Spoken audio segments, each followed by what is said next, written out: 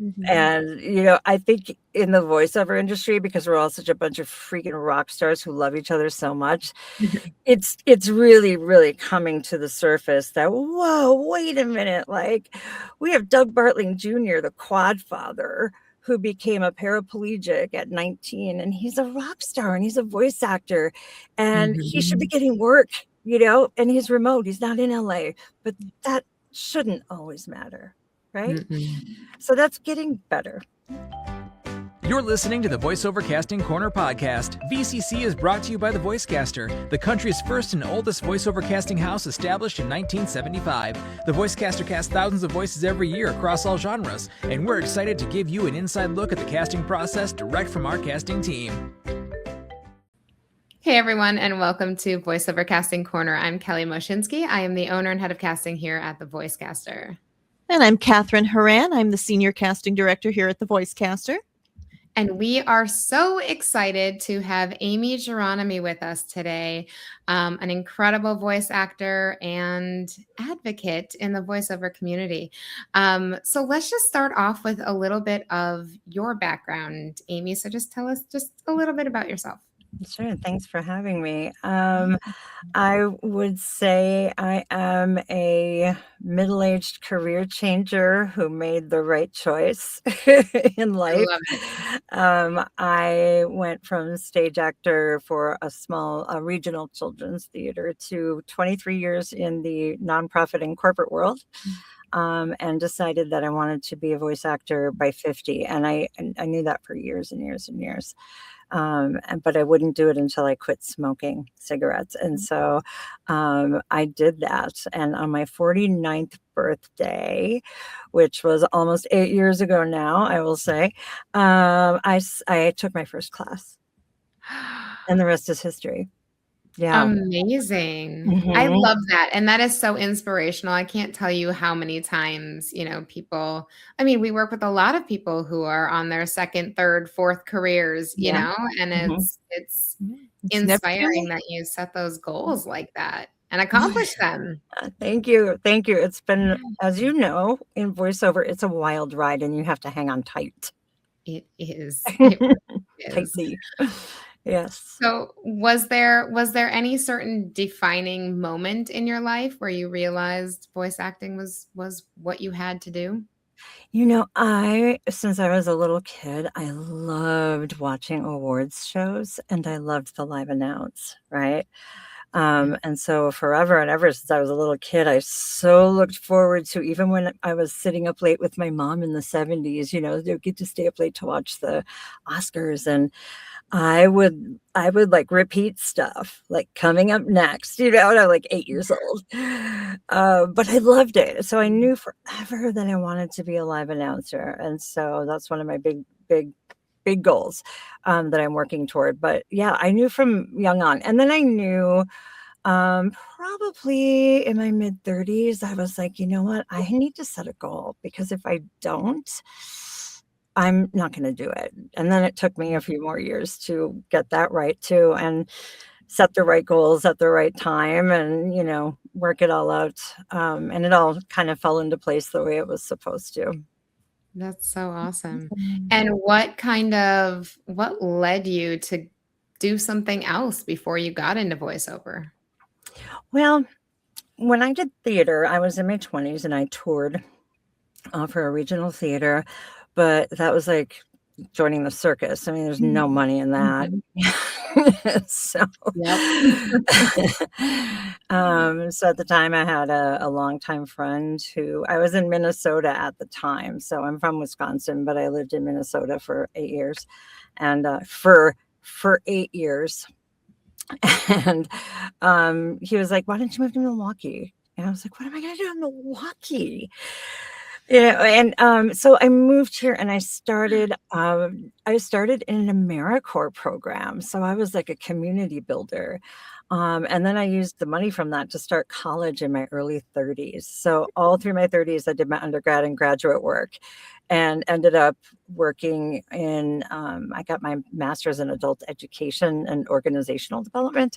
So I did a lot of like leadership development and things like that. So I still got to be me, I guess, in that way, Mhm. in the organizational and corporate world. I still got to be, my person, who I am as a person, but I just always knew, like, in the end, ultimately, if I could jump out of this box and be a voice actor, I would. I love that. What Mhm. a fun story. So is there anything from those prior careers that you feel has been an asset to you in voiceover? Certainly, things that I wouldn't have even thought, really. I mean, certainly my theater background, Mhm. but I really needed to learn how to pull that back, actually, because I am so theatrical as a human being. So I have to be very careful on the mic. So the theater certainly helped, but I think really what helped a lot was my background in adult education and leadership development, diversity and inclusion, because I I'm very familiar with a lot of content for e-learning and narration and things of that nature. So that really helps me Yeah. from for those genres of voiceover for sure. So what is something that people assume about you that couldn't be more wrong? I have heard my whole adult life, before I knew you, I thought you were like mean. Like, why would I be? Why do I look like mean? Well, I don't know. You just always look like sort of like serious and, like I don't know what my face. I have resting bitch face. I call it resting witch face. Ah. But I Love was it. like, that could not be farther from the truth. I am super friendly and super easy to get along with. So that is something that could not be more wrong. I love that. I love that. And if your personality had a commercial voiceover category, what would it be? My personality, oh gosh. If there were a favorite aunt genre, that would be me. Like I've been told that forever. I'm I always love it. kids' favorite aunt figure or favorite actual aunt, but I used to get that when I taught health education in Milwaukee. You look like my aunt. You sound like my aunt all the time. That's So if anybody out there wants to create a favorite aunt, Mhm. or some say favorite auntie genre, I'm your girl. I probably book a lot. Love it. I love that. And what's your comfort audition? What's something that when it comes through, you're like, yes, this is my wheelhouse? Not a surprise when there is a character involved. Mm. Mhm. I love it when there's a character involved, or like a little bit of wink or a little bit of um, subtlety in the acting. I enjoy that because I enjoy working on making choices that make that come out in my voice, Mhm. Mhm. but I also love the big bold ones too. I love it when I have to sing something stupid or like become like a whack-a-doodle-doo character. Right? Yeah, Yeah, those are great. I those are my love fave. I love it. Has there ever been a project that you booked that you couldn't believe it? You're like, oh, I never saw this coming. I can't believe they hired me for this job. Yes, and I can't say who it is for yet. Okay. But yes, I got hired to voice a game, and I'll be able to share the game when it comes out in September. But this game was for a very, very big company, and I was like, "No shit." Oh, can I swear? Shit, You can you swear.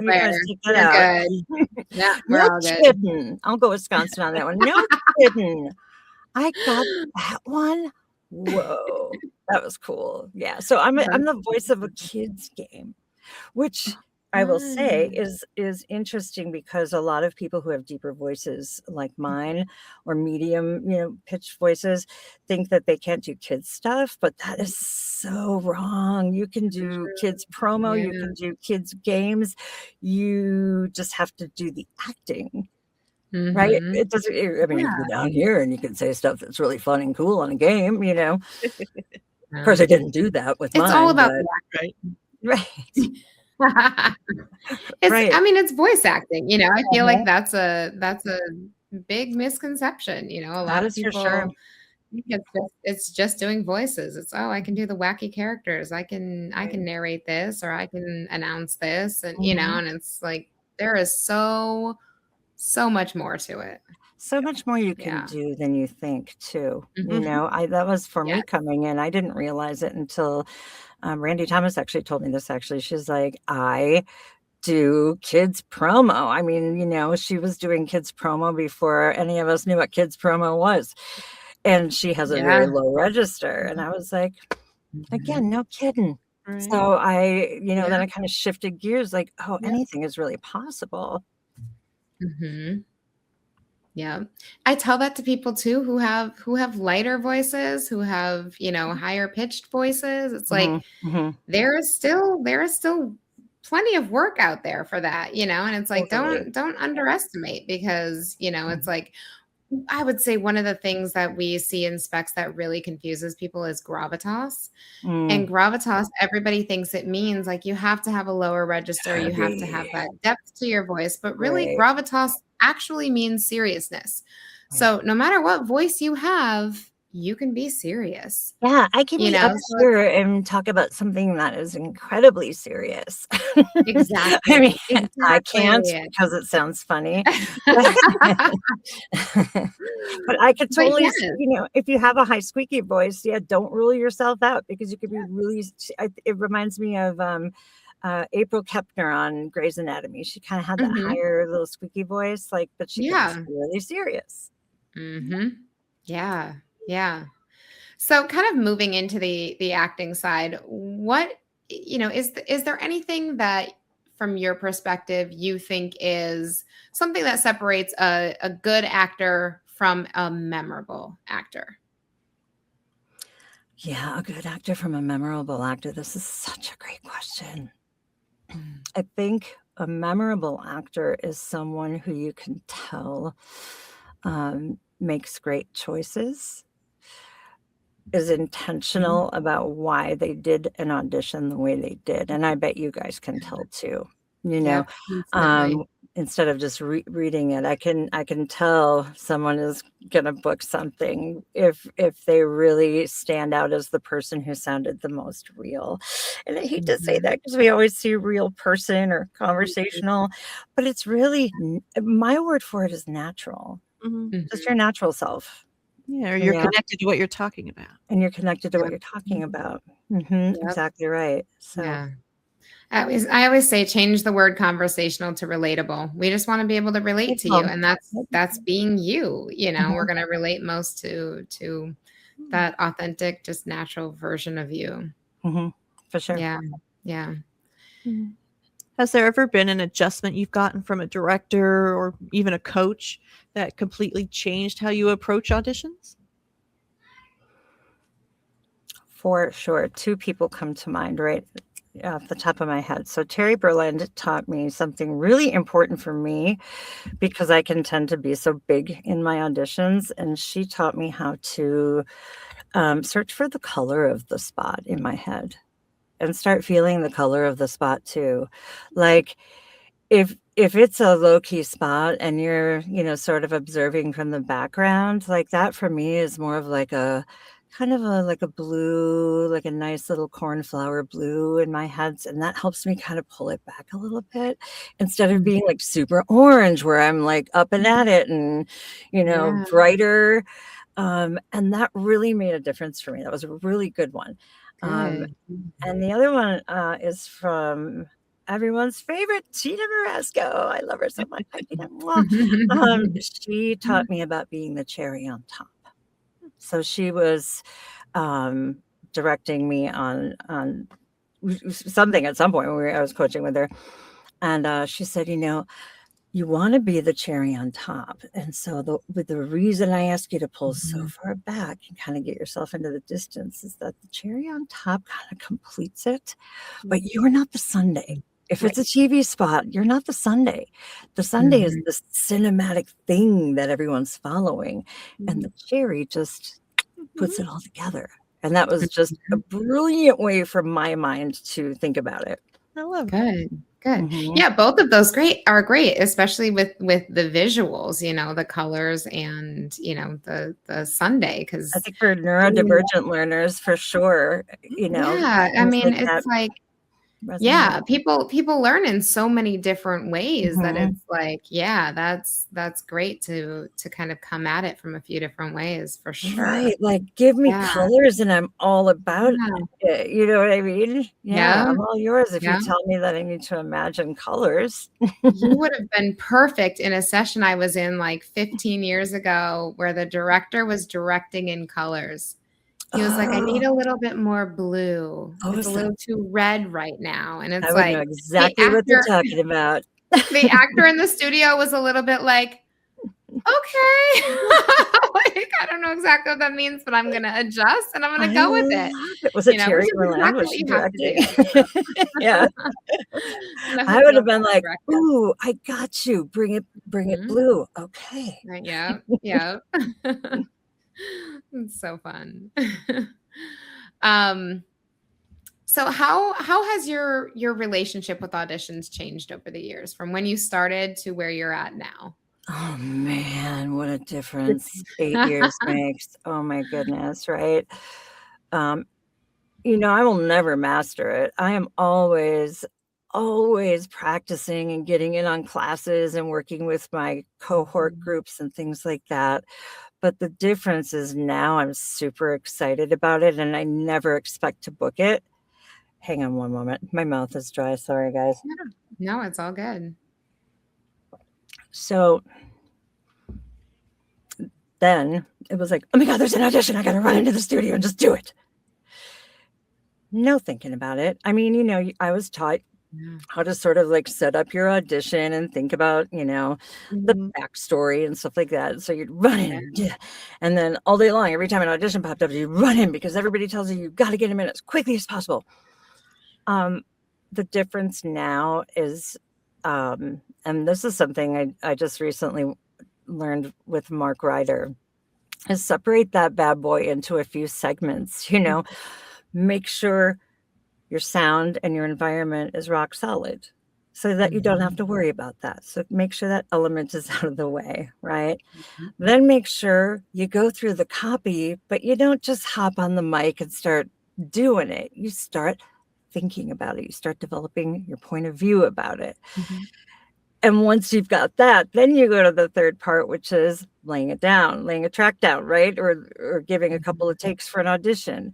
And that helps so much because it forces you to make that kind of an adjustment in your auditioning life, right? Number one. And number two, it really does make a difference when you come into your audition with a point of view or a perspective on something. And so the fact that you're not just running in sweating bullets wanting to get your audition in the first 10 minutes, those days are so over. And the whole idea of and I can't remember who said this. I think it was probably a very well-known actor.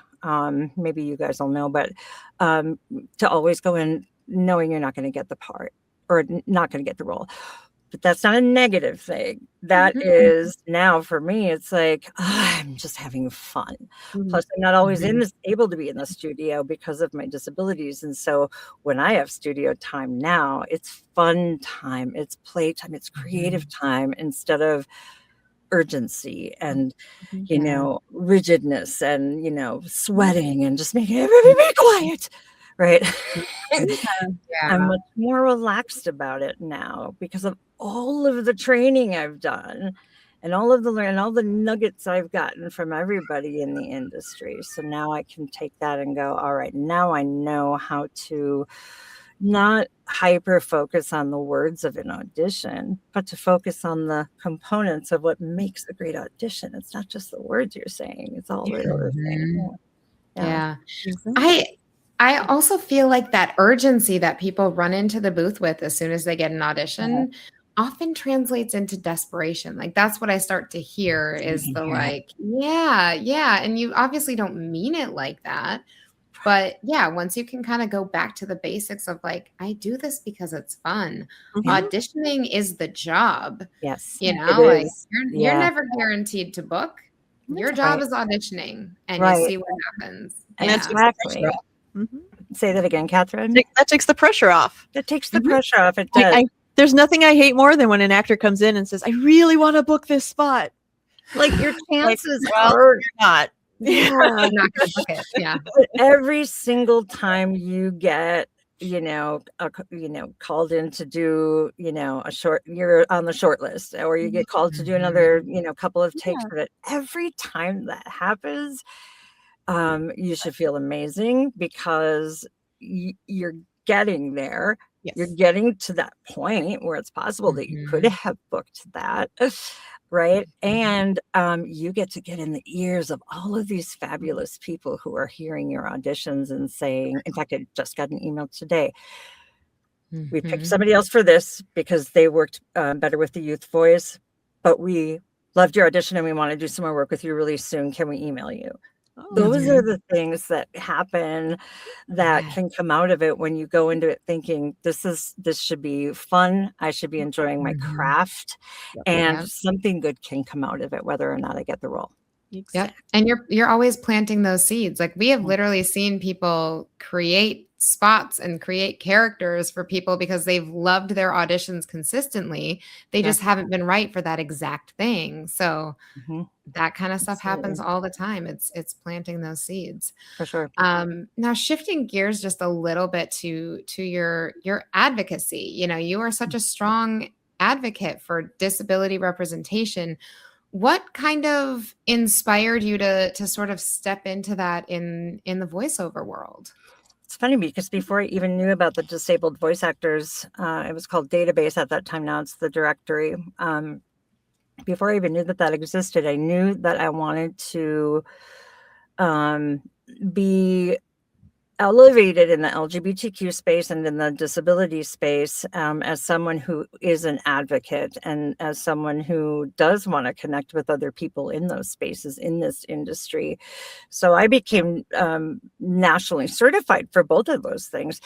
Oftentimes when you do that, like a women's business, right, there are a lot of certifications. You do that so that you can get your paws on, lists and then meet people and opportunities with suppliers and things like that. But then that really didn't become my bread and butter, if you will. And it wasn't meant to be, but I thought, you know what, what's more important is the advocacy part. And then I got into that here because Maria Pendolino called me up and said, hey, listen, I have to do some other things. And I think you would be really great at heading up the Disabled Voice Actors Directory. And so, wow, what a connection, right? So that's the reason, the whole reason I did that was to put myself out there in the industry. And now I have a real sense of connection with so many people, especially in the disabled voice actors community. And we have volunteers come on all the time. In fact, last night we had Natasha Marchevka come in and do a really great session for people for free. Really, what? These great casting directors have come on and done things for free because this is a group of individuals who not only has some disadvantages to begin with in the industry, but things can be really expensive. People aren't necessarily making a living doing this or, are having a rough year with it or what have you. And it's just, boy, I can't even tell you the energy that comes out of that, knowing that there are people who care about disabled voice actors in the industry. It's pretty cool. I love that. I love that. Very cool. What does authentic representation look like to you? I love this question because there's so much that swirls around authenticity in casting, just like swirled around in my corporate world, authenticity in hiring, right? There are so many things involved and so many things at stake, but I think authenticity in casting to me means taking every opportunity you can to know who is out there who could fill a role that would be authentic to them. In other words, if you are using the Disabled Voice Actors Directory, you can filter all the wheelchair users. If you want that character to be authentic as a kid in a wheelchair, use a grown-up in a wheelchair or a kid in a wheelchair, because we have kids on there with parental supervision who can do that. What a great opportunity, right? Yeah. That's authenticity in casting. What it isn't is, hiring, every disabled person for every disabled role, bar none.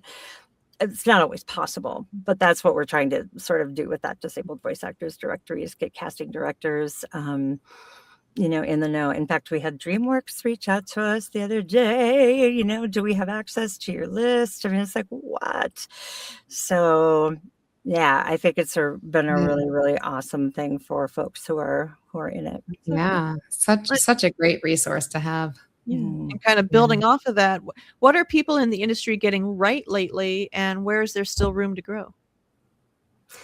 I think where people are getting it right is in terms of representation in a remote setting, and getting, more and more, I'll say that again, and getting more and more, comfortable with the idea that there are disabled people out there who work remotely. That does not mean that people can't travel sometimes. It depends on what sort of disability you have. And I think people are getting better about biases, unconscious biases.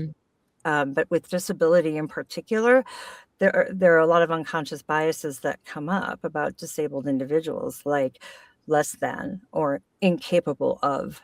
And, I think in the voiceover industry, because we're all such a bunch of freaking rock stars who love each other so much, it's really, really coming to the surface that, whoa, wait a minute. Like, we have Doug Bartling Jr., the quad father, who became a paraplegic at 19, and he's a rock star and he's a voice actor, and he should be getting work, and he's remote. He's not in LA, but that shouldn't always matter. Right. So that's getting better. Yeah. Good. Have there been any moments where you personally have felt genuinely seen by the industry? Oh gosh, sure. I mean, when you're first starting out, you feel genuinely unseen, right? And, even if you're coming into it at 50, there's still this level of a little bit of insecurity, like, wow, I am just, how am I ever going to become a part of this thing? But I feel seen by the groups that I've worked, who I work with. I have a group of women who I just adore, and all professional voice actors, all helping each other, all willing to go the extra mile for each other. That makes me feel seen. And you don't even I never got that in the corporate world, right? I feel definitely seen by the casting directors who reach out to say, hey, this disabled voice actors directory, let's get involved. It makes us feel seen for the DVAD. And yeah, I think the classes, the connections, the people I've worked with make me feel seen. And it doesn't make me any more as concerned about becoming a part of the industry, because I just naturally became a part of the industry through the steps you have to take to become a part of something. It takes years. Yeah.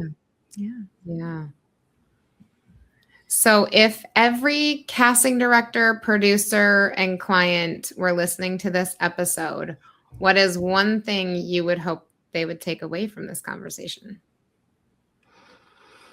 I would hope, and I think this is probably a great example based on where I live in Milwaukee, I would hope what people take away from it is there are awesome people out there in the industry who are learning and growing and who are very capable of being involved in this industry.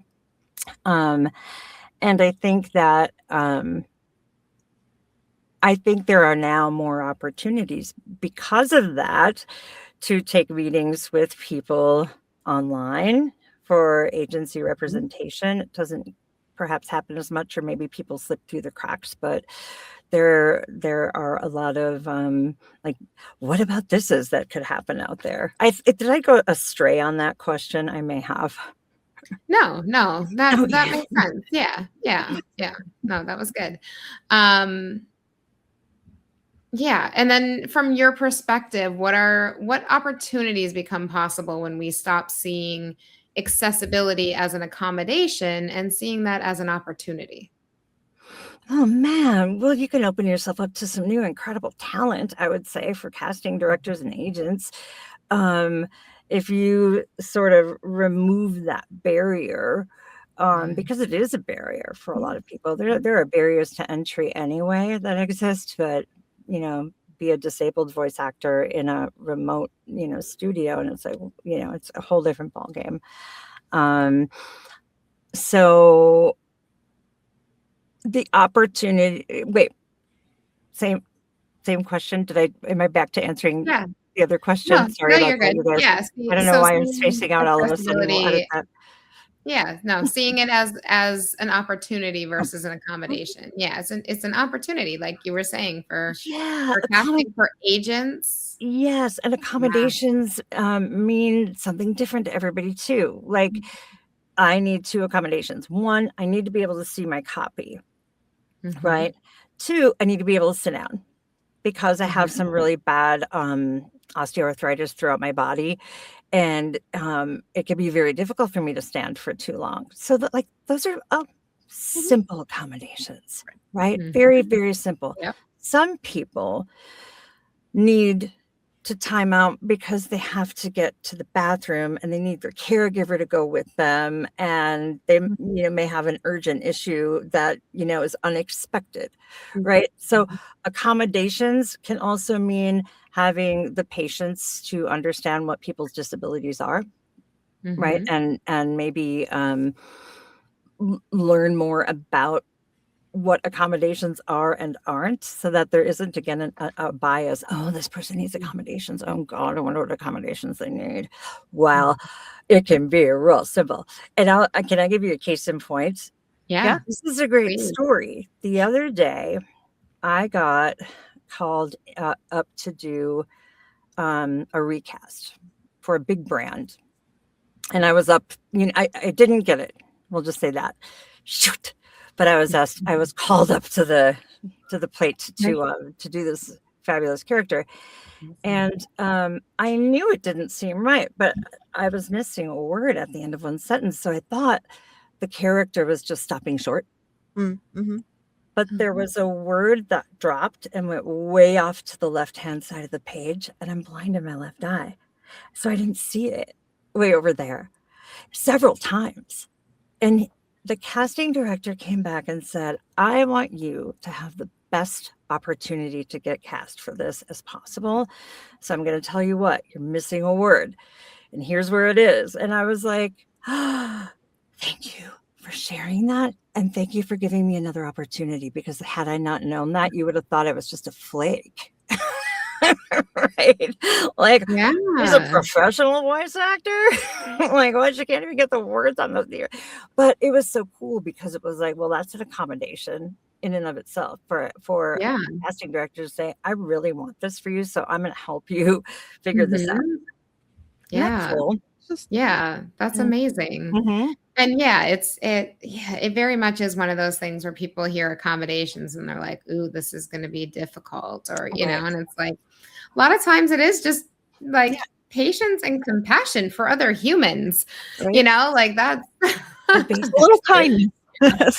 Right? Little kindness goes a long way. Yeah. And, the truth is, we know how it is. Sometimes directors, if you're in a live session and they're trying to rock and roll, and maybe sometimes there's an individual who hops on who got cast who really doesn't do live sessions well, right? And then, everything starts falling apart. And so we know things like that happen. So it's not always going to be sunshiny day and I'll accommodate you and whatever you need. It's not going to be top of mind. So we also have a responsibility. I tell people that all the time. You also have a responsibility to say, hey, thanks for casting me. Here's what I need accommodations wise. Right? Because otherwise you don't know what you don't know. Right. Yeah. Yep. And I it's also one of those things where it's like people appreciate the reminders, it's like, oh yeah, thank you for reminding me so I can have that top of mind while we're in our session. For sure. And like, even when in coaching sessions and things like that, like I remember when I was starting out and I would hear coaches say, okay, you have to stand up though when you do your read, because you need to open it. And the first thing I thought was, now I can stand up. but what if there's somebody out there that can't stand up? It's one of those things. It's a teachable moment, Yes. It's little things like that, but that's just an accommodation to think about. Yeah. And I have, over the years I've added, if you're able. If you're able. Oh, I love you it. want a little more energy, Yep. if you're able, stand up. Love if it. not, For sure. we just, try some different things, but if you're able, it's such a simple phrase. Such a simple phrase. That can make all the difference. Because Yeah. it's like some people are going to stand up and it's going to be torture, and it's, it's not going to accommodate what the director wants you to do anyway, right? It's like, you stand up and you're in severe pain. Yeah. Mm-hmm. That's that was not me in the gonna give you beginning. more energy, or so For sure. Yeah. For sure. So it is those little things, but I really think now that the Disabled Voice Actors Directory is, rolling, there is more awareness being generated. All of us can't be as active on it as we would want to be as volunteers and as disabled individuals, but somehow, some way, we're making strides and getting casting directors involved. So that's great. Yeah. So what advice would you give to actors, especially disabled actors, wondering if there's a place for them in this industry and what they can do to get into it? I would definitely create relationships. I mean, I think that is just so important. If you are able to create relationships, if you're a great relationship builder, you will have no issues getting into the industry. That, for me, has been key, because it doesn't matter what my voice sounds like. Remember, it's about my skills. It's about, how much I know about doing live sessions. It's how well I audition. It's the relationships I've built, right? So I go to a lot of things in person. Before I had my hips replaced, I came to a thing that you guys hosted out in Burbank, and a bunch of us gals got together and, had a great weekend. But those little things make all the difference, so. Yeah, absolutely. So what advice would you give to any and all actors about becoming better collaborators and advocates? Better collaborators and advocates for voice actors? I think pulling people into your world is so important in this industry. Recognizing whether people seem to want to be involved, with you, or at a conference or this or that, like pulling people in, or learning about people's disabilities and saying, you know what? I want you to succeed so much, so I am going to introduce you to my agent, right? Or I am going to introduce you to some great casting directors I know who would maybe put you on their roster. So advocating for people by connecting them in the community. And it's not that just because I'm a disabled individual, that means I'm going to get represented at the, in the coastal agencies, but it does mean that someone is giving me more opportunity to be seen, right? Which is really, really important. So making, again, those connections in LA and New York and Atlanta. I've gone to a lot of things where I know enough people in these communities now that I can, connect others and so forth, right? Yeah, I love that. Yeah, what's one piece of encouragement you wish someone had given you earlier as you were starting your career? If someone had encouraged me to view every audition as part of my job, if someone had said to me, when they say keep going, it's not just to say, keep going, kid, you're the little engine that could. It's about consistency and building and growing and all of that. And, I wish someone would have said to me, you're probably not going to get most of the roles that you audition for, but that's why auditioning is such a cool part of the job, is that you get this opportunity every day to hone your skills and play. And maybe someday, boom, you get the call, right? Exactly. Yeah, I love that. That is So true. Yeah, for sure. So true. So I would encourage people to just look to the future, but realize it's way down the road for you if you're just starting in voiceover, but that's okay. What isn't way down the road for you when you're first starting something? Right? Let's yeah. Right? You basically have to get your graduate degree in voiceover to even get in with a coastal agent. You know what I mean? I mean, so to speak. You have to be very well trained, and you have to be very well connectable, and you have to be versatile and be able to work in many different genres of voiceover. So, yeah. Keep Awesome. going. So, what excites you most about where the voiceover industry is headed? What excites me most about where it's headed? I think what excites me most through the Disabled Voice Actors Directory is that we have some amazing volunteers who are working with top secret talent, who are working with SAG-AFTRA, who are talking more about accommodations, who are talking more about SAG-AFTRA roles. I think the future is possibly going to be really great if we can. And I know, but there are so many people who want to be in SAG-AFTRA but can't make a living, so they want to work non-union too. And we have a lot of FI-Core folks who are like, I'm an amazing actor. Don't hate.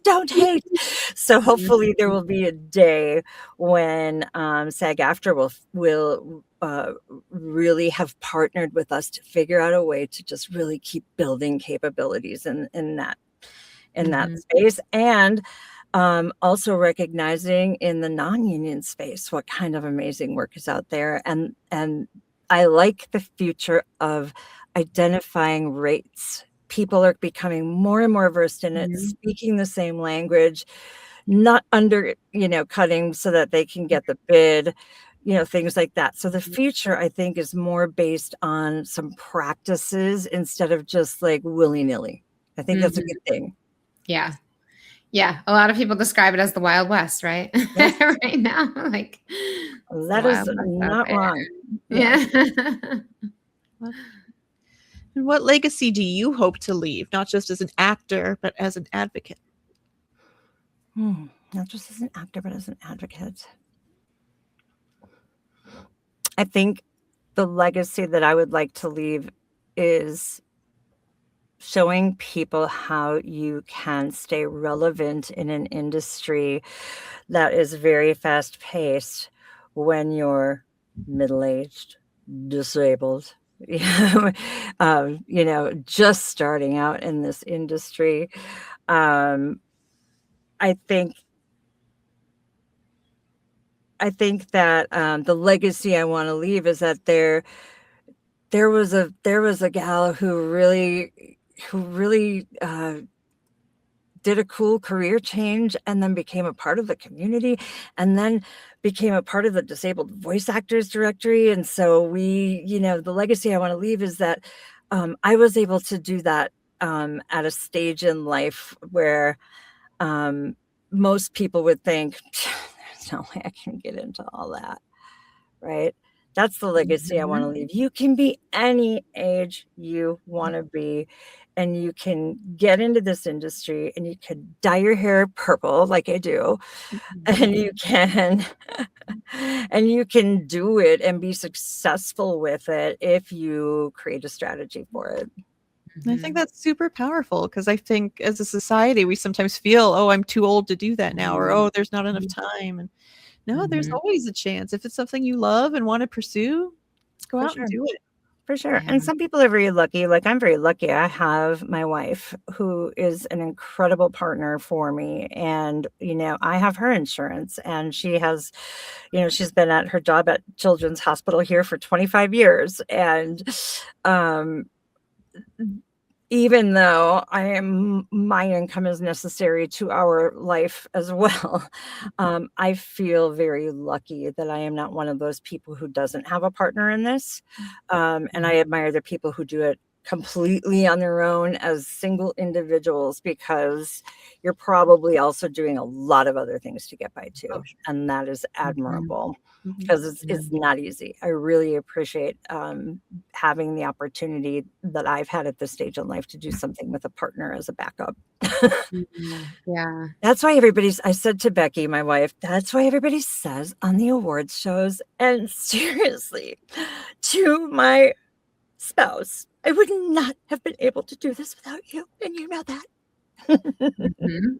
It's true. It's true. It's It is that so support true. system. Yeah. Not everybody has that. Yeah. So that's so inspiring. Everything that you've said, Aimee, has been so inspiring. Seriously. Like, I feel like a lot of people who are going to watch this are, going to finally feel seen and absolutely feel like, okay, maybe I can pursue the dream I have always dreamt, and it's For sure. And dreams within dreams. I mean, I started loving the idea of writing copy and starting a, budget friendly way to get some demos done for people. And I was like, oh, whoa, there are other things I need to do to stay relevant in the industry, especially when I'm down for the count with a surgery. And I have many of them, right? But like, there are a lot of ways to come into this and have other ways to stay relevant in voiceover, which is also cool too. So it's not always about like booking. It's there, you volunteer and you get to know people through that, and it all kind of fans out. Yeah. Diversify, it's like you gotta have all the different areas. All right, should we do our speed round? Yeah, let's do it. I love a good speed round. Fun questions here. Coffee or tea? Coffee. Early morning sessions or late night sessions? Late night sessions, mostly because I'm super warmed up. I just, man, that 6 a.m. like voice is just so different. Yeah. Yep. Are you a one-take wonder or a give me one more? I'm a one-take wonder. But it's funny because I had a director say to me recently, we have an hour with you. Let's just do it any way you want to do it. And let's just play. Okay. All right. So we're done? Like that was it? All right. That's awesome. Yeah. And the pressure's off. Right. What is your favorite vocal warm-up? Ooh, I do this one in honor of my high school choir teacher who passed away from brain cancer when he was 70. My friend Jeff Krause. He taught me many mumbling mice. So it's, the whole many mumbling mice making midnight music in the moonlight, mighty nice. And I do that at different pitches and go up the scale and down the scale. And it really helps me stretch my mouth and warm up my vocal cords, which is so important. So I love doing many mumbling mice. And then this is a really cool one that helps with anxiety. So if you're in the booth and you're trying to like get into your zone, another good warm up is to buzz like a bee at different pitches.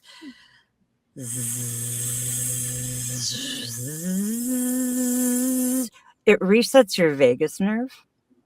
So if you're anxious or having panic, it'll get your body into a different mode and mindset, and it really works. So do bee buzzing too for warm-ups. Oh, it's so good. What's one word your friends would use to describe you?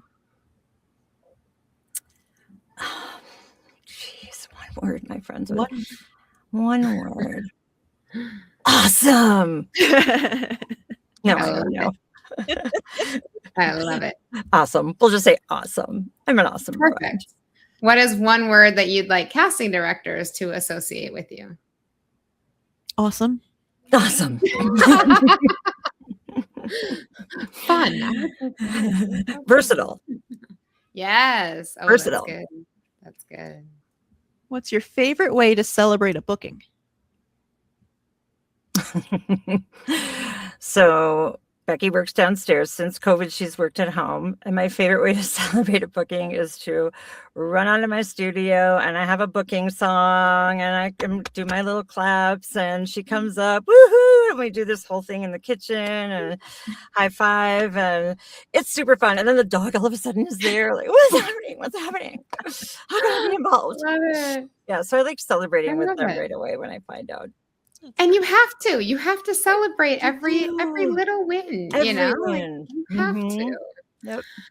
All right. So last one, finish this sentence.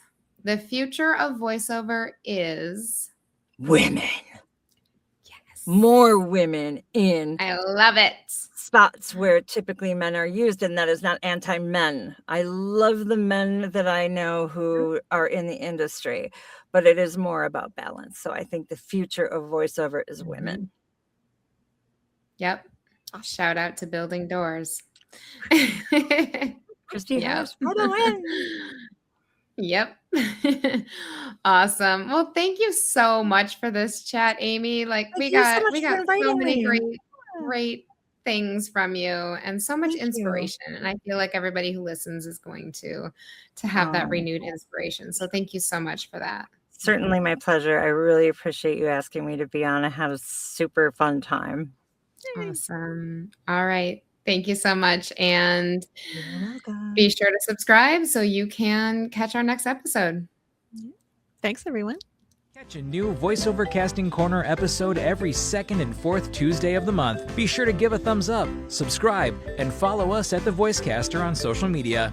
Thanks for listening.